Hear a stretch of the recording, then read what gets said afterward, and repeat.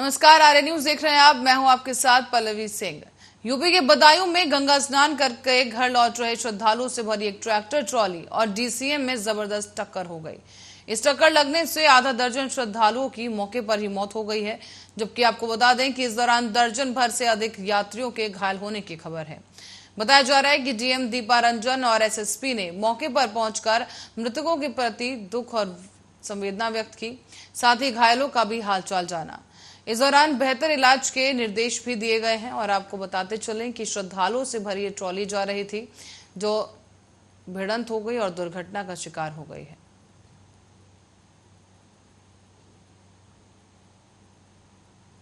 बदायूं के जो कचरा घाट है, कचरा घाट से बदायूं की तरफ एक ट्रैक्टर ट्राली आ रही थी। इसमें कुछ महिलाएं बच्चे थे, ज़्यादातर हमारे गाँव के हैं।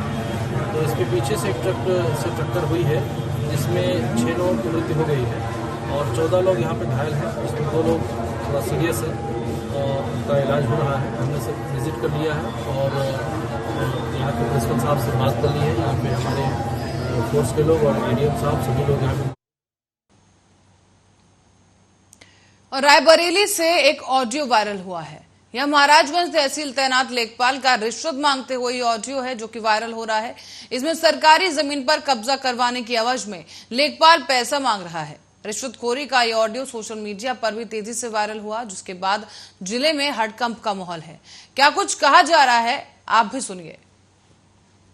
नमस्कार नमस्कार नमस्कार। कहाँ है? आवाज बहुत कम आ रही है। घर ही पर है ना? अरे ये बताएं, हाँ, बखत खेर में कोई मामला है क्या? बखत खेर में?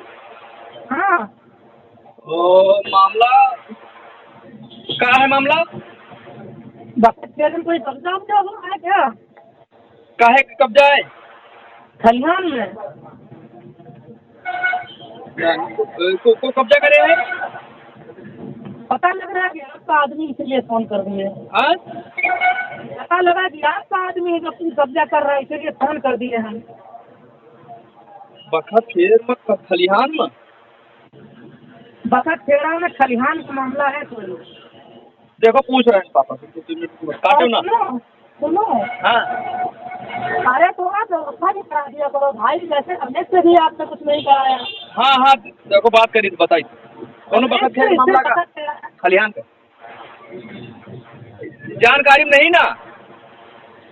ऐसा है, वो बात आप ही की आ रही, आपके माध्यम से आप ही निकल रहा है कुछ। अच्छा, तो थोड़ा जानकारी कर दो, थोड़ा रमेश से, इससे पता चला वाले दोनों से कराओ। अच्छा देखो, अगर हुई तो फिर उनका भेजवा आपके पास से। हाँ, इतना काम चलिए, मतलब थोड़ा पेट्रोल आपके पास नहीं निकल रहा। ठीक देखो, अच्छा भेजवा। अब हम देखी थे, हाँ। पता करी थे। और वहाँ जो है वही का भाई रिपोर्ट का। अरे रिपोर्ट लग गई, हमारे स्तर से आगे पहुँच गए। और ये वाली जो है किसान सम्मान वाला। हाँ तो ये भी पहुँच गया, दोनों हो गए। हाँ, थोड़ा हमारा भी ख्याल किया करो महाराज, बचाए न पेट्रोल। अरे नहीं हुई नहीं। देखो इसका देखी था बहन। हाँ देखो, दोनों रमेश वाले को भी, इसको भी। रमेश? हाँ, रमेश वाले में भी कोई भी नहीं मिला हमको। तो रमेश वाले तो भाई आज फिर पुलिस वाले गए रहे। तो उनसे रमेश और सराफत से हमसे भी मिला है। अच्छा, उनका भेज रहे। और इस बीच कानपुर देहात से एक बड़ी खबर सामने आ रही है, जिससे आपको रूबरू करा दें कि कानपुर देहात से इस वक्त की बड़ी खबर, जहां एक मजदूर का शव मिला है। मजदूर का शव मिलने से ही क्षेत्र में हड़कंप का माहौल है और सूचना मिलने पर परिजनों ने शव की शिनाख्त कर ली है। बताया जा रहा है कि एक दिन से लापता हो गया था ये मजदूर और अब मजदूर का शव मिला है। मृतक के परिजनों का आरोप है कि उसकी हत्या की गई। बता दें आपको कि सूचना पर पहुंची पुलिस ने अब शव को कब्जे में लिया है। मंगलपुर के जगन्नाथपुर गांव का यह पूरा मामला बताया जा रहा है, जहां पर एक लापता मजदूर का शव बरामद हुआ। आपको बता दें, मजदूर का शव मिलते ही पुलिस ने मजदूर के परिजनों को सूचित किया। परिजनों ने शव की शिनाख्त की है और अब शव को पोस्टमार्टम के लिए भेज दिया गया है। जगन्नाथपुर गांव का पूरा मामला बताया जा रहा है। कानपुर देहात से बड़ी खबर।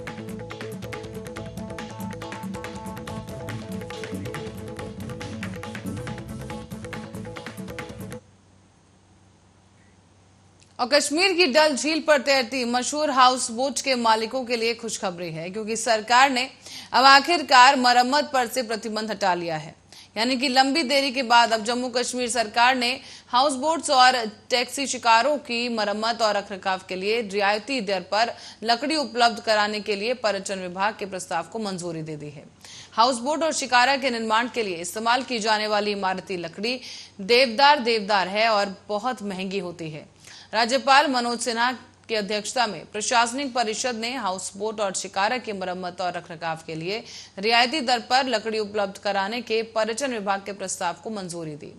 कश्मीर की हाउस बोट और शिकारा खामोश मौत मर रही है, और क्योंकि पिछली सरकार द्वारा किसी भी मरम्मत या फिर नए निर्माण पर प्रतिबंध लगाया गया था। अब पर्यटकों के लिए हाउस बोट ज्यादातर डल झील, नगीन झील में स्थित है और झेलम नदी में स्थित ज्यादातर लोगों द्वारा आवासीय उद्देश्यों के लिए उपयोग की जाती है। आपको ये भी बता दें कि हाउस बोट के मालिक अली मोहम्मद खान के मुताबिक 3 साल पहले उनकी नाव की मरम्मत नहीं होने के कारण उनकी नाव चली गई थी।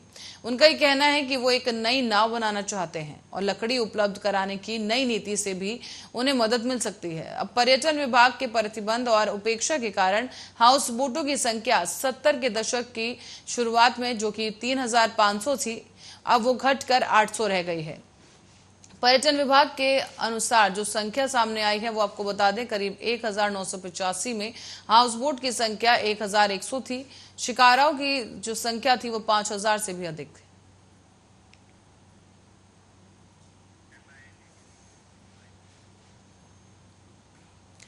और उत्तर भारत के कई राज्यों में राजस्थान भी पेट्रोल ऐसा है जहां पर पेट्रोल और डीजल की कमी से लोग जूझ रहे हैं। पिछले कुछ दिनों से ही 2 तेल कंपनियां भारत पेट्रोलियम और हिंदुस्तान पेट्रोलियम मांग की आपूर्ति में पेट्रोल और डीजल की आपूर्ति नहीं कर रही। इसी की वजह से राजस्थान के 6500 पेट्रोल पंप में से करीब 2000 पेट्रोल पंप ड्राई हो चुके हैं। राजस्थान का कोई छोटा बड़ा जिला ऐसा नहीं है जहां पेट्रोल और डीजल की किल्लत नहीं हो। राजधानी जयपुर में करीब 650 पेट्रोल पंप्स हैं और इनमें से 100 से ज्यादा पेट्रोल और डीजल उपलब्ध नहीं होने के बोर्ड लग चुके हैं। राजस्थान में पेट्रोल डीलर एसोसिएशन के अध्यक्ष सुनीत बगई ने कहा है कि इस किल्लत की पहली बड़ी वजह है करीब 2 हफ्ते से रिलायंस और एसआर के पेट्रोल पंप्स का बंद होना। इन दोनों कंपनियों का राजस्थान में मार्केट शेयर करीब 15% है और अब इनके पंप्स बंद हुए तो इनका भार अन्य कंपनियों के पेट्रोल पंप्स पर आ गया है। अगर ऐसा हुआ तो बड़ा सवाल ये कि ये तीनों कंपनी सरकारी हैं, तो ऐसे में एक कंपनी कैसे पूरी सप्लाई कर सकती है।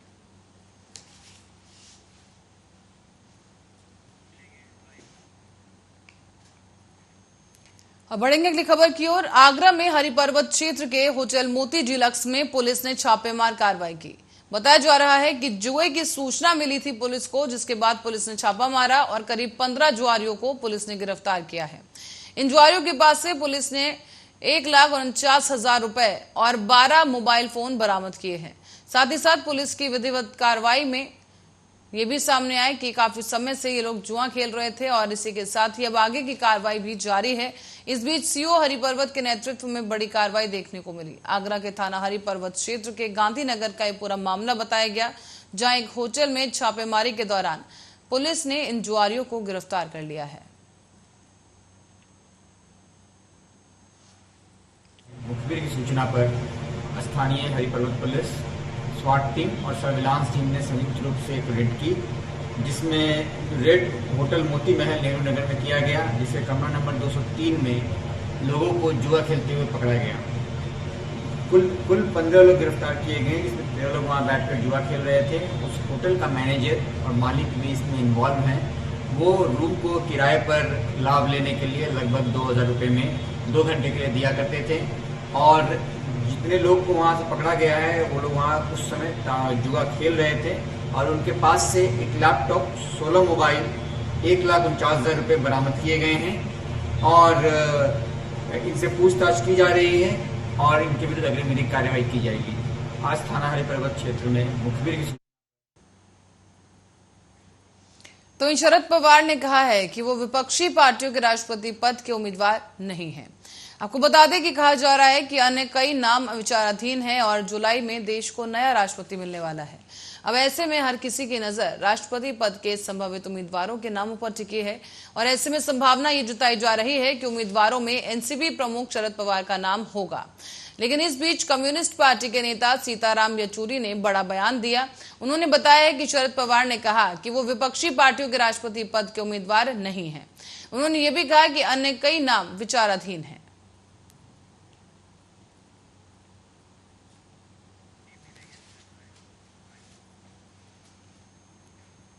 और देश के कई हिस्सों में भीषण गर्मी से लोग काफी बेहाल हैं। आपको बता दें कि इसी बीच दिल्ली एनसीआर समेत देश के कई ऐसे हिस्से हैं जहां पर मानसून की बारिश का लोग इंतजार कर रहे हैं। और भारतीय मौसम विज्ञान के मुताबिक मंगलवार को कहा गया कि दक्षिण पश्चिमी मानसून अरब सागर के कुछ और हिस्सों और गुजरात राज्य के कुछ हिस्सों पर और पूरे कोंकण क्षेत्र में आगे बढ़ गया है। इसी बीच मुंबई और आसपास के इलाकों में हल्की से मध्यम बारिश होने की संभावना है, जबकि मुंबई में सोमवार को भी तेज बारिश हुई थी, जिससे लोगों को गर्मी से काफी राहत मिली। तो वहीं अब बात करें गुजरात की, तो गुजरात के कुछ हिस्सों में बारिश शुरू हो चुकी है, लेकिन दिल्ली एनसीआर में अब जल्द ही बारिश होने के आसार जताए जा रहे हैं। इसके अलावा पूरे दक्षिणी मध्य प्रदेश के कुछ हिस्सों में और पूरे मध्य महाराष्ट्र, मराठावाड़ और कर्नाटक और तमिलनाडु, तेलंगाना जैसे तमाम जगहों पर कई हिस्सों में मानसून के आगे बढ़ने के लिए परिस्थितियां अनुकूल हैं। यानी कि अगले 48 घंटों के दौरान आंध्र प्रदेश, मध्य प्रदेश और पश्चिम प्रदेश और उत्तर पश्चिम बंगाल की खाड़ी की ओर से कई हिस्सों में बारिश की संभावना जताई गई। दिल्ली एनसीआर में भी मानसून अब जल्द ही दस्तक देने वाला है। इस बीच मौसम विभाग के मुताबिक पाकिस्तान के रास्ते भारत में नया पश्चिम विक्षोभ दाखिल होगा। इसी के चलते दिल्ली एनसीआर समेत उत्तरी भारत में 16 से 17 जून को बारिश की संभावना जताई गई। इसी के साथ ही तेज हवाएं भी चलने की उम्मीद है, जिसकी वजह से दिन के अधिकतम तापमान में 2 से 3 डिग्री तक गिरावट दर्ज की जा सकती है। हालांकि तापमान में गिरावट आने की वजह से भीषण गर्मी से लोगों को राहत जरूर मिलेगी, पर मौसम विभाग की माने तो मानसून अपनी निर्धारित गति से आगे आ रहा है और अब 25 से 26 जून तक दिल्ली में दस्तक देगा।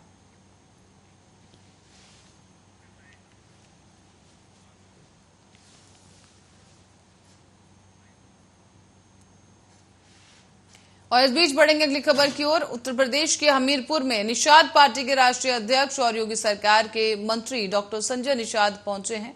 इस दौरान उन्होंने यहां पर अधिकारियों के साथ विकास कार्यों की समीक्षा बैठक की। साथ ही साथ एक कार्यक्रम का भी वो हिस्सा बने, जहां उन्होंने इस दौरान अपनी पार्टी के कार्यकर्ताओं को संबोधित किया है। इसी दौरान मंत्री पत्रकारों से बातचीत करते भी नजर आए, जिस दौरान संजय निषाद ने सपा बसपा को भी आड़े हाथों लिया।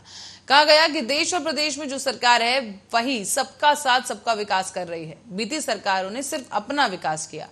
डॉक्टर संजय निषाद ने यहां पर डिस्ट्रिक्ट बोर्ड कैंपस में पत्रकारों से बातचीत की और कहा कि विपक्ष पर जोरदार हमला भी करते नजर आए। कहा गया कि ये हारे काम और हताश ज्यादा हो गए हैं और 20 साल से इनके साथ जनता थी और 20 साल में विपक्षियों ने जनता को स्नेह और प्यार नहीं दिया, जनता की समस्याओं का समाधान नहीं किया। हाथी ने भेदभाव करते हुए हाथी का बटन दबाया था और चंगू मंगू को हकीम बनाने की बात कही थी। यही भेदभाव का हाल सपा सरकार में भी रहा।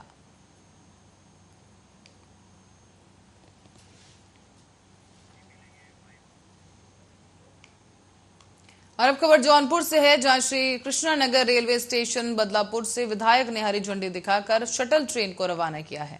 आपको बता दें, फूलों और ढोल नगाड़ों के साथ कार्यकर्ता और यात्रियों ने उनका स्वागत भी किया और इस शटल के शुरू होने की खुशी में लोगों के चेहरे पर उत्सुकता साफ दिखाई दी है। बहुत ही बड़ी खुशी है, क्योंकि हम यहाँ से, हमारा घर 20 किलोमीटर दूर पड़ता, हम जौनपुर सिटी 40 किलोमीटर ट्रेन पकड़ने जाते थे।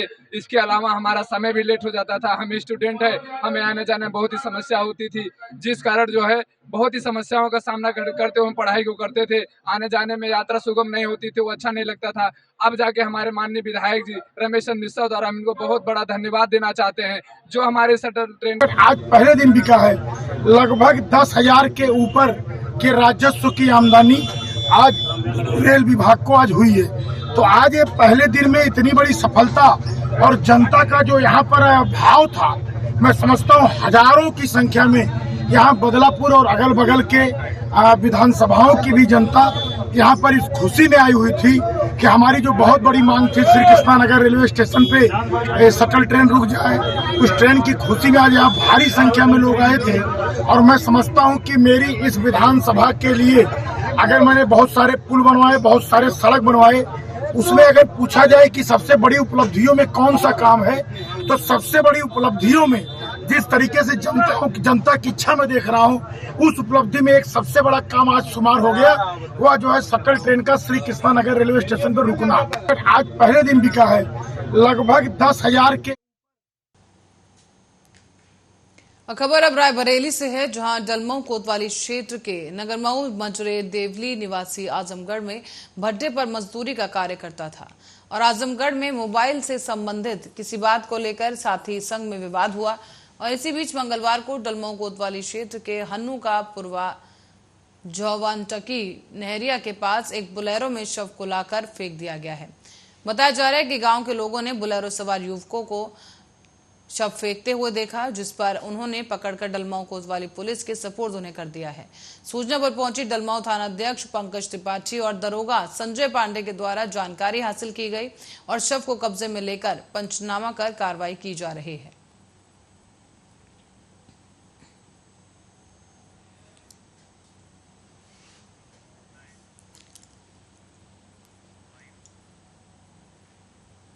खबर कानपुर देहात से है, जहां डीएम नेहा जैन ने विश्व रक्तदान दिवस पर जिला अस्पताल में फीता काटकर रक्तदान शिविर का शुभारंभ किया।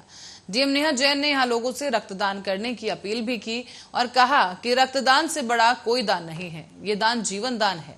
जनपद कानपुर देहात के कस्बा अकबरपुर जिला अस्पताल में आकर लोगों से ज्यादा संख्या में ब्लड डोनेट करने की भी अपील की गई और इस दौरान इस शिविर में लोगों ने भी बढ़ चढ़कर रक्तदान किया है।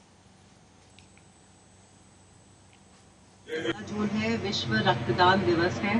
पिछली बार हम लोग ने इंटरनेशनल रेड क्रॉस डे पे एक रक्तदान शिविर का आयोजन कराया था। आज पुनः अवसर है सभी जनपद के वासियों को कि आकर अपना बहुमूल्य योगदान दें इस नोबल इनिशिएटिव में। यहाँ पे ऑलरेडी 30 से ज़्यादा लोग उपस्थित हैं जो यहाँ पे ब्लड डोनेट कर रहे हैं। ब्लड डोनेट करना एक बहुत ही नेक काम है और मैं सभी से अपील करती हूँ अब आपके इस मंच के माध्यम से कि वो आगे बढ़कर आए और अपना रक्तदान करें। क्योंकि और करेंगे अगली खबर की ओर। बदायूं से खबर सामने आई है, जहां जिले के सैवान कोतवाली क्षेत्र के गांव भवानीपुर खेरू निवासी आपस में साले और बहनोई हैं और इस बीच दोनों के बच्चे देर शाम को घर के बाहर खेल रहे थे। इतने में शाम को किसी समय दोनों अचानक गायब हो गए और काफी देर तक बच्चों के न दिखने पर परिजनों ने उनकी तलाश शुरू की। फिर आसपास के मोहल्ले और रिश्तेदारों के यहाँ बच्चों को ढूंढने भी गए, लेकिन परिजनों को जब बच्चे कहीं नहीं मिले तो देर रात को 10 बजे पुलिस को सूचना दी गई। तो वहीं बच्चों की सूचना पर मौके पर पहुंची पुलिस ने भी तफ्तीश शुरू की, जिसके बाद काफी खोजबीन के बाद दोनों बच्चे गाड़ी में बेहोश पड़े मिले हैं।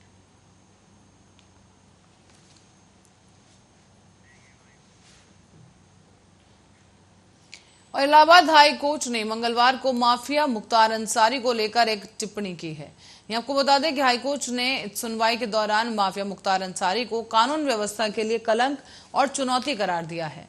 कोर्ट ने कहा है कि विधानसभा अध्यक्ष और 3 नौकरशाहों की कमेटी से विधायक निधि के दुरुपयोग का ऑडिट कराया गया और वो कोर्ट मुख्तार अंसारी की जमानत अर्जी को भी खारिज कर दिया गया है। विधायक निधि के दुरुपयोग के मामले में सोमवार को इलाहाबाद हाई कोर्ट ने पूर्वांचल के माफिया डॉन मुख्तार अंसारी को बड़ा झटका दिया। आपको यह बता दें कि हाई कोर्ट ने मुख्तार अंसारी की जमानत अर्जी को खारिज कर दिया और कोर्ट ने बहस पूरी होने के बाद 20 मई को फैसला सुरक्षित रख लिया था। इस मामले में अब हाई कोर्ट ने जस्टिस राहुल चतुर्वेदी की सिंगल बेंच ने फैसला सुनाया है।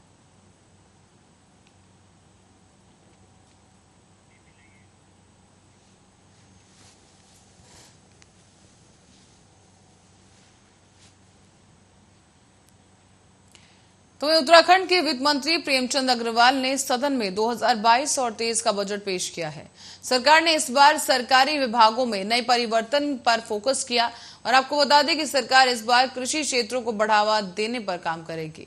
इसके अलावा बेहतर कनेक्टिविटी बनाने पर भी फोकस होगा और वित्त मंत्री प्रेमचंद अग्रवाल ने बताया है कि केंद्र पोषित और ब्रह्म सहायता योजना को तेजी से लागू किया जाएगा। इसी के साथ ही 1930 करोड़ की योजना से टिहरी झील का विकास भी किया जाएगा। साथ ही साथ ग्रामीण महिलाओं को आर्थिक रूप से मजबूत बनाने पर कार्य किया जाएगा। और वित्त मंत्री ने यह बताया है कि 1750 करोड़ की लागत से देहरादून से मसूरी परियोजना की भारत सरकार से स्वीकृति भी मिल गई है। तो वहीं 2812 करोड़ की अर्बन योजना की भी स्वीकृति मिल गई और केंद्र सरकार ने अब स्वच्छ पेयजल के लिए जायका के माध्यम से 1600 करोड़ की योजनाओं को स्वीकृति दी है।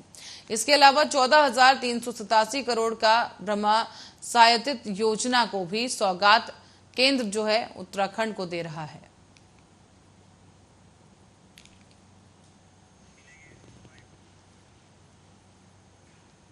और तेलंगाना राष्ट्र समिति और आम आदमी पार्टी आगामी राष्ट्रपति चुनाव के मसले पर टीएमसी प्रमुख और पश्चिम बंगाल की मुख्यमंत्री ममता बनर्जी द्वारा बैठक बुलाई गई।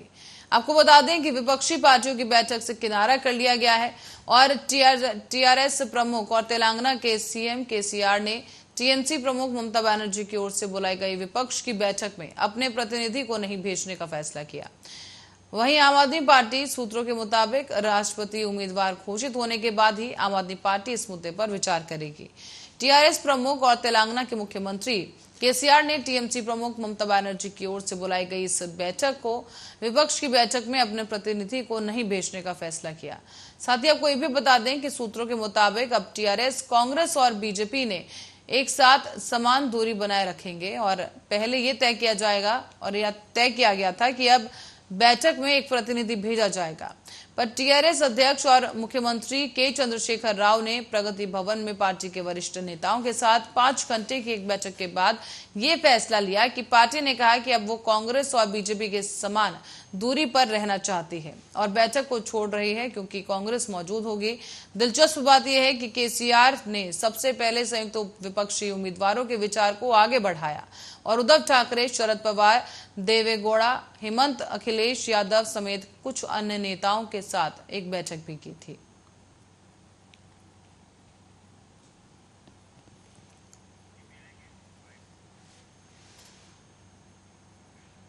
और रुक करते अगली खबर का। केंद्र सरकार द्वारा मंगलवार को सेना में शॉर्ट कमीशन के लिए घोषित की गई अग्निपथ योजना को लेकर अब बिहार में बवाल मच गया है।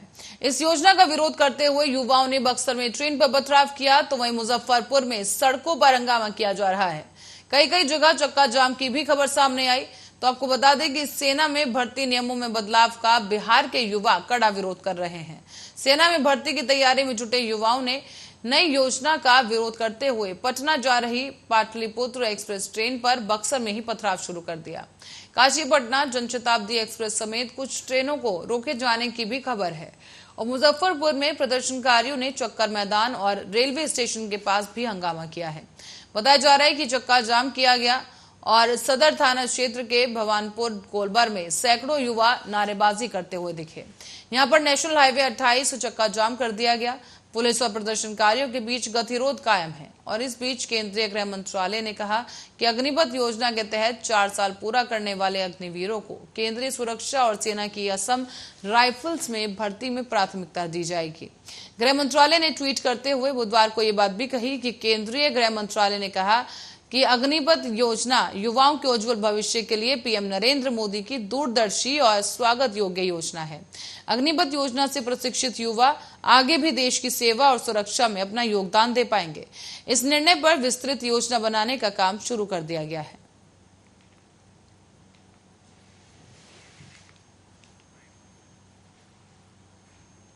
और समाजवादी पार्टी के पूर्व विधायक नंदू चौधरी के निधन के बाद शोक संवेदना व्यक्त करने के लिए बस्ती पहुंचे हैं अखिलेश यादव। अखिलेश यादव ने यहां परिवार से मिलकर सांत्वना दी और सांत्वना देने के बाद अखिलेश यादव ने बस्ती की जनता का आभार देते हुए कहा है कि पूरे जनपद वासियों ने अच्छा मतदान करते हुए समाजवादी पार्टी के पक्ष में अच्छा परिणाम दिया। भविष्य में जो भी किसानों के सवाल हैं, नौजवानों के सवाल हैं, महंगाई या बेरोजगारी के सवाल हैं, उन पर जनता हमारा साथ देगी और सरकार के गलत फैसलों से महंगाई बढ़ती चली जा रही है। आने वाले लोकसभा चुनाव में जनता इसका जवाब देगी। और बीजेपी प्रवक्ता अनुपुर शर्मा के बयान पर अखिलेश यादव ने कहा कि अगर कोई सच्चा हिंदू होगा तो वो किसी के धर्म के खिलाफ नहीं बोलेगा। एक सच्चा हिंदू कभी किसी भगवान या पैगंबर के खिलाफ नहीं बोलेगा। न हमारी संस्कृति इसकी आजादी देती है कि हम किसी और को अपमानित करें। हमारा कानून, हमारा संविधान नहीं कहता है कि आखिरकार बीजेपी अपने प्रवक्ता के साथ क्यों खड़ी है। बीजेपी जो ये कहती है कि हम संविधान के साथ हैं, कानून के साथ हैं, तो फिर कानून के तहत अपने प्रवक्ता पर कार्रवाई क्यों नहीं कर रही। अखिलेश ने यहाँ पर यह नसीहत देते हुए कहा कि बीजेपी को यह संकल्प कर लेना चाहिए कि ऐसे लोग जो किसी को अपमानित कर सकते हैं उन्हें आजीवन पार्टी से निकालकर बाहर कर दें।